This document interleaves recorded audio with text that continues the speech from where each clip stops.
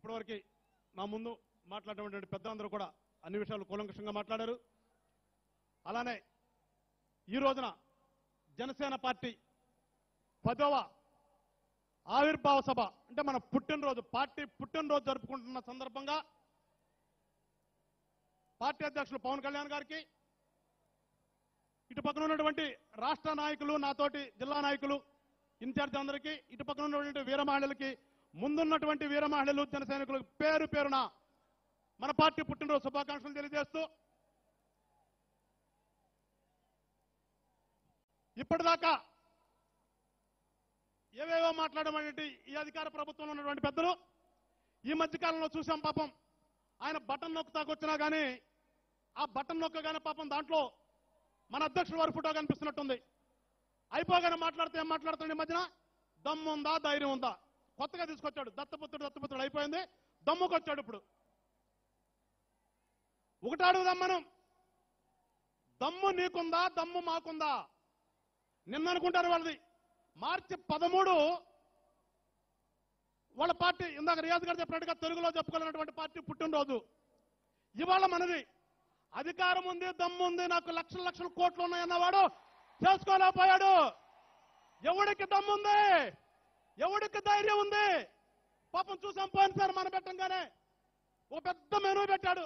రొయ్యల వేపుడు, చేపల పులుసు, కోడి ఫ్రై, ఇవన్నీ మెనూ పెట్టి ఆవిర్భావ సభ చేసుకున్నప్పటికీ కూడా మన సభకు వచ్చిన దాంట్లో సగం మంది కూడా రాకపోవడంతో ఈ సంవత్సరం పూర్తిగా మానేశాడు. దమ్ము ఎవడుకుంది? ఎవడికి దమ్ముంది? వాడుకుందా, మనకుందా? సో మీరందరూ కూడా రానున్న రోజుల్లో పార్టీ విధి విధానాల్ని ఏ రకంగా ముందుకు తీసుకెళ్లాలంటే, ఇప్పుడే నా పక్కన కూర్చున్నటువంటి మా వెస్ట్ గోదావరి జిల్లా ప్రెసిడెంట్ గారు చెప్పారు, అరే అసలు ఈ పార్టీలో ఉన్నది యువజన శ్రామిక రైతు అని పేరు పెట్టుకున్నావు, అది అందరికి తెలియదు అనుకోండి.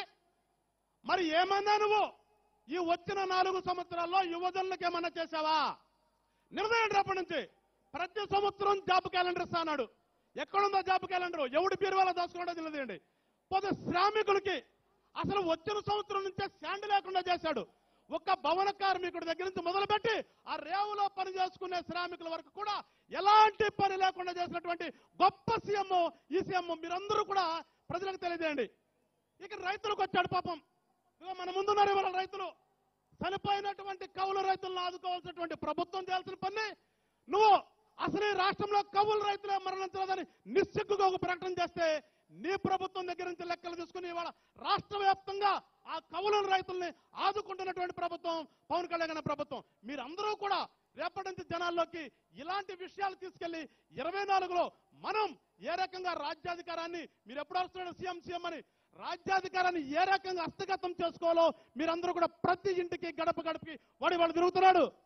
గడప గడపకి ప్రోగ్రామ్ తిరుగుతున్నాడు. గడప గడపకి ఏం చెప్తున్నాడో మనకు తెలియదు. కానీ మీరందరూ కూడా రానున్న రోజుల్లో ఇంక్లూడింగ్ మీ ప్రతి గడపని తోడుదాం.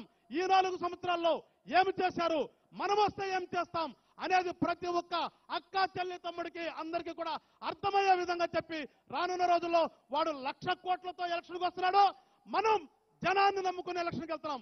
ఏ రకంగా ఉంటుందో 1,00,000 కోట్లకి జనానికి పోటీ ఏ రకంగా ఉంటుందో మీరందరూ రానున్న రోజుల్లో తెలియజేయాలని మరొకసారి మీ అందరికీ పేరు పేరున ధన్యవాదాలు చెప్తూ జై జనసేన, జై Hind. Thank you very much Venkateswara గారు. ఇప్పుడు